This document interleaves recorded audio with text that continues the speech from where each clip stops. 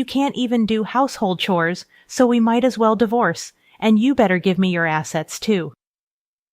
As soon as he entered a hospital room, Tom said this to me with a smirk, even though I was connected to many tubes. A girl I didn't recognize stood by his side. "Tom doesn't know that I have assets worth $6 million. He should understand that a divorce in this situation would be a matter of life and death for a housewife like me." Fine, he has the divorce papers. I couldn't be with a man who verbally abused his wife in such a state. I pulled out the divorce papers I always carried with me and handed them to Tom, grinning. He accepted them. "Now I can say goodbye to you. I'll be happy with her, so don't worry, right, Catherine?" Saying this, Tom wrapped his arm around that girl's waist, that girl referred to as Catherine Linden, and sneered at me. "Take care, Mrs. Oh, you're not Mrs. anymore. Take care, ma'am." At her words, the two of them left the hospital room laughing. But their happiness would only last for now. Alone in the room, I laughed out loud. Today is Friday, so the divorce will be processed on Monday. Oh, I cannot wait for 3 days from now. My name is Emily Johnson. I'm a 45-year-old housewife. My family runs a regular farm. I don't have any particular skills, but the one thing I'm proud of is my vast cooking repertoire. My husband, Tom, is the same age as me, and we were college classmates. Both of us came to New York from the countryside. Since we both lived alone, I used to cook various dishes for Tom using the vegetables and rice sent from my family. People often said I had captured his heart through his stomach, and I was aware of that. Tom was and still is incapable of doing any household chores. I've been taking care of him since we were dating, and after getting married, I continued to handle all household tasks. Sadly, we were not blessed with children, but we enjoyed our life together as a couple. We both loved to eat, and on Tom's days off, we'd often go on drives for small trips just to enjoy delicious food. When we first got married, Tom was kind, but about 3 years in, he became quite controlling. While he never laid a hand on me, his remarks became curt, and he would often say, "Whose money do you think we're living on?" It would be a lie to say those words didn't hurt, but I didn't have the energy to fight back, assuming he wouldn't listen anyway. Because I was a full-time housewife, I felt inferior and couldn't stand up to him. Tom joined a renowned company after graduating from university, but he resigned after about 5 years. He quickly found new jobs, but would resign from them after short periods. Because of this, our income was unstable. We managed by searching for money-saving tips, but often struggled with our finances. However, at the company he'd been with for the past 2 years, he seemed to get along with his colleagues. I had faint hopes that he might work there for a long time. Then one day, Tom came home earlier than usual. "I'm home. I quit my job." "What, again?" Unintentionally, I voiced my surprise, causing Tom's eyebrows to twitch. In a panic, I stopped cooking and rushed over to him. "I'm sorry. I was just shocked." "Huh. No welcome back greeting, and you're criticizing what I do. You've become quite audacious." At Tom's words, I stiffened. Tom was in a very bad mood today. If I misspoke, it could escalate into something worse. "I'm sorry." "As long as you understand." It seemed my apology had somewhat placated him. With a display of his displeasure, Tom sat on the sofa and turned on the TV. I quietly placed the beer and glass on the table. "Do you want dinner or bath?" "Food and alcohol." "Understood." To avoid upsetting Tom, I played the role of submissive wife. I once had a strong sense of self, but after 14 years of marriage to Tom since the age of 28, I rarely showed my true self. After eating and drinking to his heart's content, Tom fell asleep snoring on the sofa. The table was so messy, it looked like a child had eaten there. I cleaned up the fallen beer bottles and food scraps scattered on the floor. It wasn't supposed to be like this. Recalling my dreams of a happy married life from my girlhood days, my true feelings slipped out as I glanced at Tom suddenly, but he showed no signs of waking. Relief washed over me, but I also felt dread about continuing this life. Perhaps I should consider divorce. I began mentally organizing my schedule for the next day, determined to confront the issues I had been avoiding. The next day, Tom started visiting the employment office and quickly secured another job. While he was job hunting, I went to the city office and signed divorce papers. I wasn't ready to submit them, but I thought having them would be a kind of protection. I hid the signed divorce papers at the bottom of my frequently used bag. If he discovered them, there's no telling what he might say or do. "Hey, where did you wander off to while I was job hunting?" Tom asked upon my return. "I went to the stationery store to buy some resumes. Look, I thought you might need them," I replied. "Well, I knew you were unusually thoughtful today," Tom said, initially interrogating me suspiciously, but quickly cheering up. I handed him the resumes I had previously bought. After receiving them, Tom said he was going out for drinks with a friend and left. Tom's new job was at a reputable company with a solid salary and better benefits than anywhere he'd worked before. When he got promoted after working there for about 3 years, he happily had a drink at night. I secretly hoped that maybe this time he would work there until retirement. Tom's department seemed to be in sales, and he started to leave home more frequently for evening entertainment. I enjoyed my brief moments of freedom and gathered energy to greet Tom with a smile when he returned. One day, I received a call from my mother after a long time. Hearing her excited story, I was taken aback. $6 million, she said. "Yes, 6 million. You know the mountains and lands we owned? We don't need them anymore.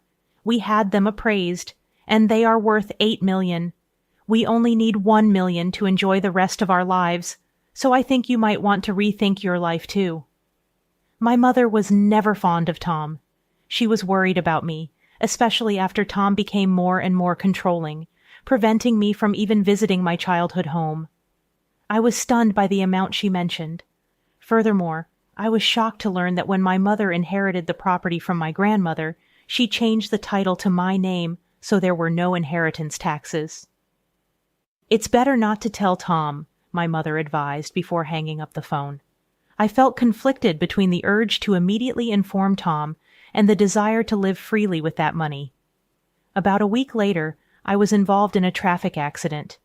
Thankfully, my life wasn't in danger, but I'd need to be hospitalized for about a week. After storing my valuables in the hospital room drawer, I immediately contacted Tom.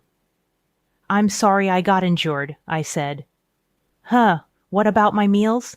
I almost cited Tom's reaction, prioritizing his meals over my injury, but I continued to explain. "It seems I'll need to be hospitalized for a week. I'm really sorry, but could you buy your meals elsewhere until then?" "Not even preparing meals for your husband. What a lazy wife. Oh, wait, there, I'm coming over now," Tom said, unilaterally ending the call. I was planning to tell him about the inheritance tonight, but now I thought it might be best not to mention it. Looking at all the tubes attached to me during this precautionary examination, I somehow had a feeling soon enough I'd come to realize that my intuition was right. "You're useless, can't even do housework. Let's get a divorce, and you better pay me compensation, too." As soon as he entered the room, Tom, with a smirk on his face, said this to me, who was connected to several tubes.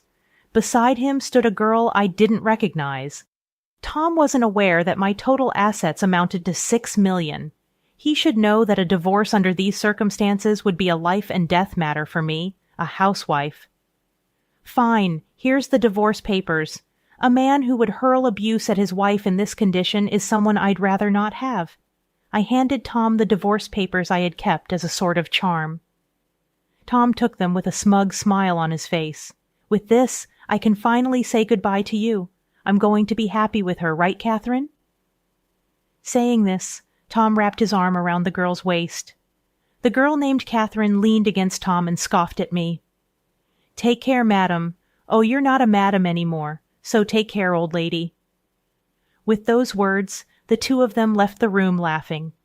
But the joy would be short-lived. Left alone in my room, I burst out laughing. Today is Friday, so the divorce papers would only be processed on Monday. Oh, I cannot wait for 3 days from now. Just as I had expected, The weekend went by without any contact from Tom, and it was quite peaceful. I was restless, not used to doing nothing since getting married. Every time I became restless, the nurses would tell me to stay calm. Then on Monday evening, I received a barrage of calls from Tom. I initially ignored them, but after about 30 minutes of incessant ringing, I decided to answer. "Could you not be so persistent? Hey, what's the meaning of this?" As soon as I picked up, Tom shouted at me. I couldn't help but laugh. Tom seemed infuriated by my laughter and was screaming incoherently. "What are you talking about? Don't play dumb. The divorce papers aren't being accepted, are they?" Thomas fumed on the other side of the phone, huffing and puffing. I continued to chuckle and responded to his complaint.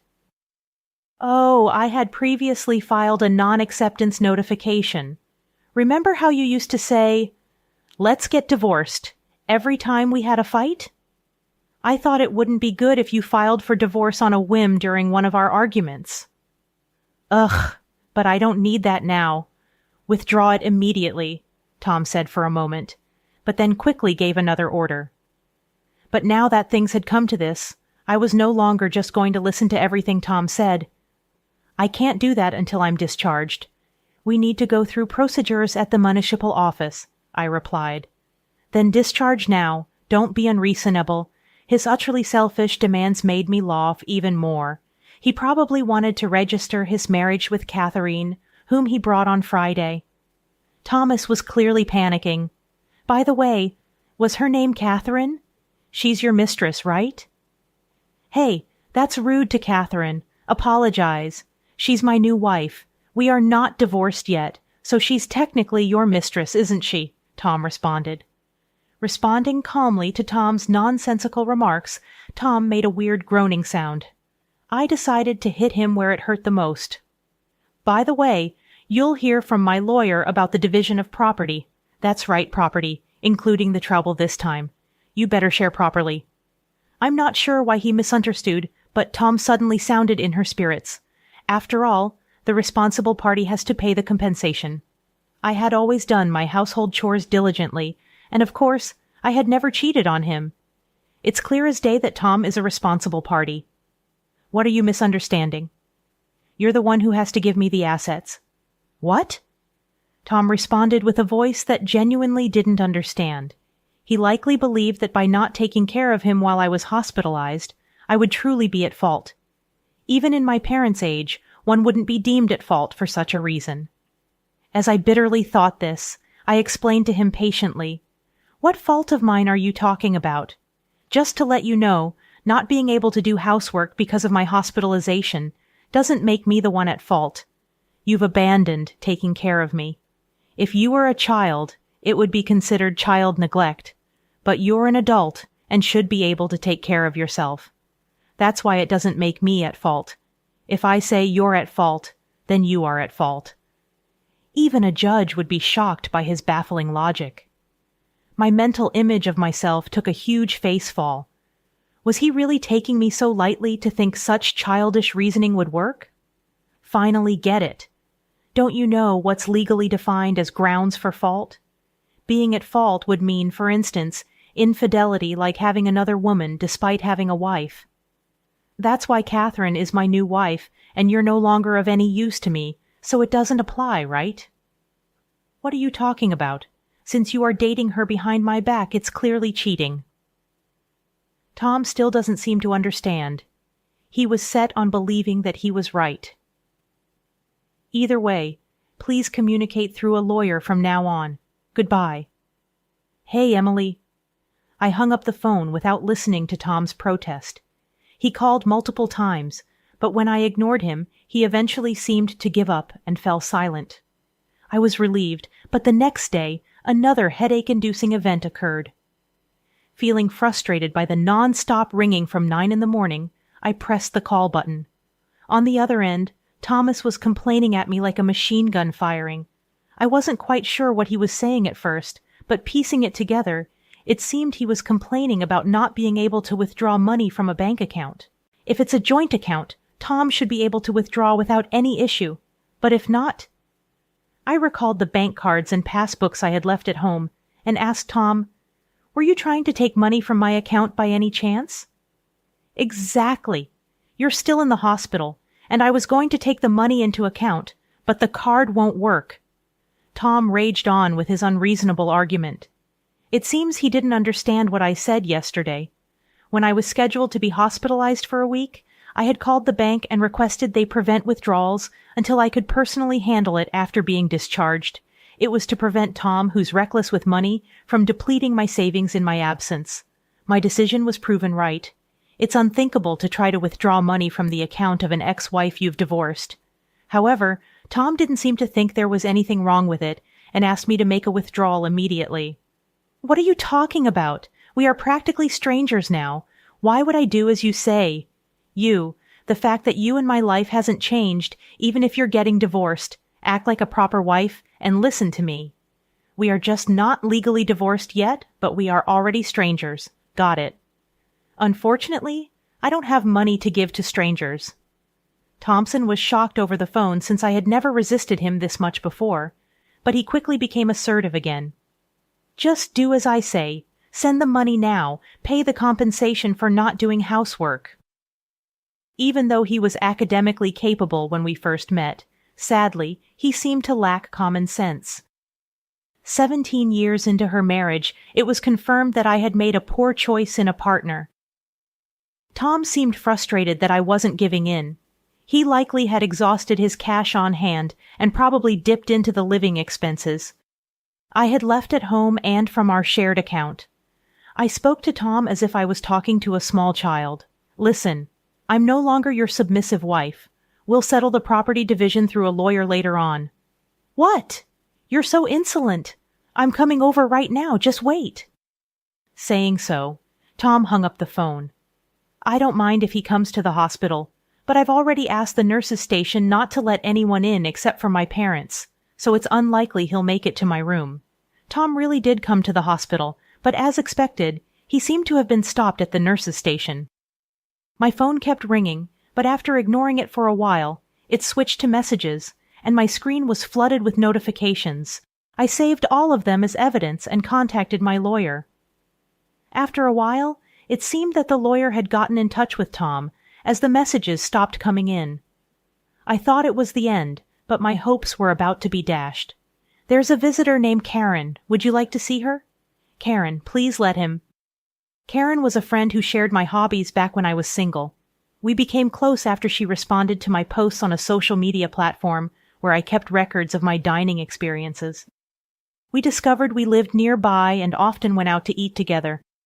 After getting married, while I couldn't dine out as much due to saving money, we kept in touch by regularly meeting for tea and chats. "Emily, are you okay from the injury?" "Yes, I'm feeling much better now, thank you." As Karen immediately expressed her concern upon entering the room, I felt the warmth in my heart. I realized that since my hospitalization, aside from my parents and hospital staff, no one had shown concern for me. "Hey, Emily, things are tough for you right now, aren't they?" "Huh? Why?" I hadn't told anyone about my situation other than my parents. I wondered how Karen knew and asked her, intrigued. Karen then said something shocking. "You know Catherine, the young girl, right? She's having an affair with your husband, isn't she?" "What? How do you know about—" "Wait, you know her?" "Actually, she's my niece." I was so surprised by Karen's hesitant answer that I couldn't close my mouth. Who would have thought that Karen was Catherine's aunt? The room went silent. It was the first time there was silence when Karen was around, and it made me feel uneasy. You see, Catherine suddenly told her mother, my sister, that she's getting married. And what's more shocking is that her partner is 45 years old. When I saw the photo, it was your husband. I was so surprised. I've already told my sister, "I'm so sorry for all the trouble my niece has caused you, Emily." Don't apologize, Karen. It's not your fault. Karen looked like she was about to cry. I'm thinking of demanding compensation from Catherine. I can't compromise on that. But if I do, does this mean our relationship will end? Of course not. I want to continue being friends with you, Emily. I'll make sure Catherine pays compensation. Neither my sister nor I can forgive what she's done. We'll keep a close eye on her." I was very grateful for Karen's words. We've been friends for over 20 years. I didn't want to lose a precious friend because of my terrible husband and his mistress. "I've scheduled a meeting with them tomorrow, and I'd like you to come with me." "Of course I'll be there, and I can also provide photos as evidence of their affair." The next day, fresh from being discharged from the hospital, I went to a private restaurant room with my lawyer. Tom and Catherine had already arrived and were indulging in an expensive traditional meal. I was speechless at the audacity. "You finally made it. Did you bring the money? Remember, you are paying for this meal." Tom said this to me without even stopping his meal. Catherine beside him continued to eat with a smug on her face. I decided to fight back. "Please handle the payment yourselves. Moreover, I came here to demand sharing the assets from the two of you. How long are you going to sulk? You're really unattractive." Ignoring Tom's rude remarks, my lawyer and I took our seats and showed evidence proving Tom's fault. We first presented legal documents regarding the reasons for liability, followed by documents on property division. Lastly, we showed the photos given by Karen, which showed Catherine and Tom, as well as Catherine with an unknown man entering a hotel. "Wait, why? Hey, Catherine, what is this?" Tom and Catherine were visibly shaken by the photos, and they finally stopped eating. Just then, Karen made her timely entrance. "I took those photos." "What, Karen?" Catherine seemed confused as to why her aunt was present. Karen, with cold eyes, looked down on Catherine and Tom and calmly spoke about being friends with me for 20 years and how their actions were utterly despicable. "Also, Catherine, you mentioned that the baby you're carrying is his, but given your actions, who knows who the father is?" "Wait, no, I was hearing about her pregnancy for the first time, and judging by her appearance today, one could never guess she was pregnant. However, judging by Tom's reaction, it seems she did claim to be pregnant." "So you're pregnant. In that case, after a DNA test, I'll demand an additional penalty." "No, I'm sorry, I lied about the pregnancy. Please forgive me." Catherine suddenly admitted this and bowed deeply. She had been searching for wealthy old men, and Tom was the wallet she called. He bought her designer goods, and she was promised a life where she wouldn't have to work and could do as she pleased after her marriage. She believed she could be a housewife and occasionally have flings with men of her choice. She had once lied about being pregnant because he showed no signs of wanting to divorce. Tom froze with his mouth agape when he heard this. "I'm truly sorry, but I can't give you anything. I don't have the money. I'll pay Emily in advance. You're going to work part-time diligently every month and repay me. You won't have any time for leisure until you've paid me back in full." Oh no. Catherine was ugly disheartened. Karen mentioned she'd bring Catherine again later for another apology and took her out of the restaurant. Tom was in shock the entire time, but seemed to snap back to reality and approached me in a flattering tone. "Look, it seems I was deceived. I can live without Emily, right? We still have the divorce papers here. Can we start over? You've always been a housewife, so you can't possibly work now, can you?" I listened to Tom's plea with a cold gaze, none of which moved me. However, I waited for him to finish before answering with a smile. "I can live just fine without you. I'll be taking the divorce papers and filing them shortly. Also, I never mentioned this, but my personal net worth is currently around $6 million, so I can live comfortably without working for the rest of my life. Rest assured." $6 million? Why did you keep such a fortune a secret? "I was about to tell you when you started making a fuss about divorce. I'll definitely get some of your assets, and this money is my personal inheritance, so it doesn't count towards marital assets. It has nothing to do with you, right?" Tom looked at me with a face of utter despair. My lawyer quickly produced some documents and a pen for Tom to sign. The lawyer and I then left and immediately filed for divorce, ending our almost 20-year marriage. Later, Catherine transferred some of her money to my account. According to Karen, upon learning of this incident, Catherine's mother was furious. She made Catherine take a leave from university and work non-stop at her relative's inn until she prepared the compensation. Tom, on the other hand, was disowned by his in-laws after they learned about the divorce. He was told he didn't receive any assistance, so he reluctantly took out a loan and paid me in one lump sum. Furthermore, it was revealed that he had been with Catherine at a hotel during work hours. He was fired from his job and is now juggling multiple construction jobs to repay his debts. As for me, even after receiving such a large sum, I didn't know what to spend it on, so I donated a portion to charity. I then moved to the countryside with the remaining money and am now enjoying a luxurious single life. I've continued my relationship with Karen. On our days off, we go on food tours and short trips. We both plan to stay single, so I suggested maybe we should share a room. Initially hesitant, Karen agreed when I mentioned we could share deliveries and she could join my meals. I am excited as the moving preparations will start next week. I want to live my life joyfully and true to